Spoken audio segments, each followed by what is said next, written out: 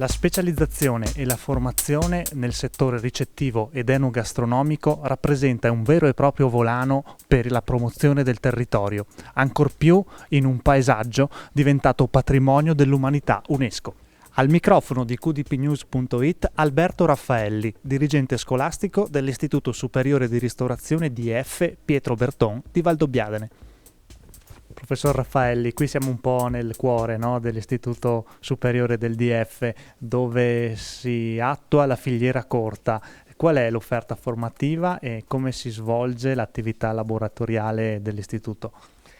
No, noi siamo veramente orgogliosi perché in questa nuova sede che abbiamo inaugurato l'anno scorso riusciamo a realizzare lungo questo corridoio che adesso stiamo percorrendo tutta la filiera produttiva, dalla materia prima che utilizziamo, il latte, la carne, sempre riferendoci a aziende del territorio e le trasformiamo passando per il laboratorio di scienze e analisi, poi la pasticceria e la cucina, fino ad arrivare sul tavolo dei clienti. Quindi i ragazzi vedono tutto il percorso che compie una filiera alimentare di qualità. Una filiera vera e propria perché, come accennava, tutto qui parla di territorio, quindi dalla materia prima che deve essere sicuramente di qualità ma anche appunto locale, fino alla lavorazione e alla trasformazione. Sicuramente molti dei nostri ragazzi andranno a lavorare all'estero, non ce lo nascondiamo, anzi siamo orgogliosi di questo, così come molti sono già andati all'estero oppure nei ristoranti locali, però partire dalla propria tradizione è sempre il primo passo, quindi loro devono acquisire quello che è il patrimonio, come dice appunto la grande riconoscimento dell'UNESCO, il patrimonio che ci è stato dato dai nostri padri. Da dirigente scolastico, secondo lei com'è il polso della scuola italiana e qual è appunto il futuro, come vede il futuro per i giovani del nostro paese? Allora, innanzitutto va detto, anche per esperienza personale, per dei miei figli che sono andati all'estero, ma per i nostri allievi anche, la scuola italiana è un'ottima scuola. Spesso non si dice questo, ma anche l'OCSE recentemente ha valutato la scuola italiana come migliore scuola. Spesso queste notizie non vengono dette, no? Però diciamo questo, quindi il livello qualitativo è sicuramente ottimo. Ci sono dei problemi? Sì, ci sono dei problemi piuttosto grossi, in particolare il tema dell'autonomia, cioè di una certa flessibilità che dovrebbe essere data ad ogni singola scuola per sviluppare le proprie specificità, peculiarità. Per esempio sul territorio una scuola di Valdobbiadene non può essere come una scuola di Messina, ma con tutto il rispetto per la scuola di Messina che avrà delle peculiarità straordinarie. Quindi uno sviluppo dell'autonomia può essere sicuramente di vantaggio per la scuola e estremamente necessario anche per superare quella malattia che soffre l'Italia in tutti i settori, che è la burocrazia.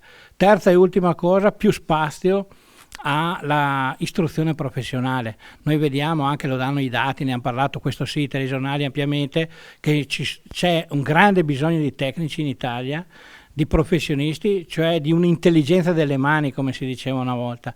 Ecco, la scuola italiana spesso è troppo sbilanciata, a partire dalle medie si pensi, no? Per un'educazione, tra virgolette, liceale. Ecco, ci sarebbe bisogno di sviluppare un doppio canale, secondo me, che favorisca anche quei ragazzi che magari non hanno piacere di stare sui libri, ma possono dare dei risultati straordinari e avere delle soddisfazioni straordinarie. Prima l'ha definita l'intelligenza delle mani, no? La preparazione della scuola è all'altezza effettivamente di quella che è la richiesta del mondo del lavoro o c'è ancora della strada da fare? Beh, mi ricollego un attimo alla domanda precedente. La scuola andrebbe valutata in forza dei risultati. Allora, per una scuola liceale evidentemente è l'accesso all'università e i risultati che poi gli allievi ottengono all'università. Per una scuola professionale è l'occupazione e il livello di occupazione. Allora, grazie a Dio noi, anche per la fortuna di vivere in un ambiente come questo, abbiamo un livello occupazionale, oserei dire al 100%, nel senso che noi, pensi, negli ultimi 2 mesi dell'anno scorso abbiamo avuto 90 offerte di lavoro di ristoranti, di ambienti che lavorano nella gastronomia, a cui non siamo riusciti a rispondere, nel senso che i nostri ragazzi erano già tutti occupati. Ecco, gli studenti che frequentano l'Istituto DF di Valdobbiadene, quanti sono e al termine del percorso di studi un qualche dato appunto sull'occupazione, quanti trovano lavoro?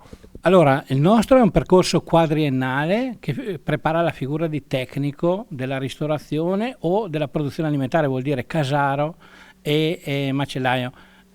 Lasciatemi dire che è anche un punto d'orgoglio della nostra scuola il fatto che la nostra è la prima scuola nel Veneto che forma i ragazzi alla produzione del formaggio, per esempio, o dei salumi, materie prime così importanti che hanno un posto rilevante nella filiera alimentare, non avevano una scuola per i ragazzi che sono a terza media.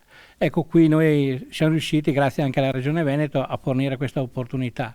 Le soddisfazioni professionali per chi esce dalla scuola sono assolutamente aperte.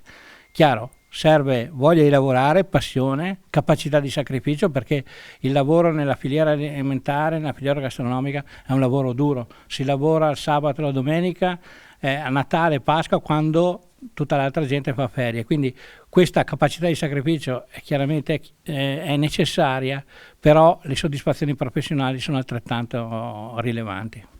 Quanto conta andare all'estero per fare esperienza dopo o anche durante il percorso di studi e quanto invece il nostro paese avrebbe da insegnare agli altri? Rispondo con una battuta che mi ha fatto un imprenditore, un importante imprenditore, produttore di Valdobbiadene nei GCG della zona. Mi diceva: guardate a me, devi formare i ragazzi perché il Prosecco deve andare in tutto il mondo e tutto il mondo deve venire qua a visitare le nostre colline e a consumare i nostri prodotti.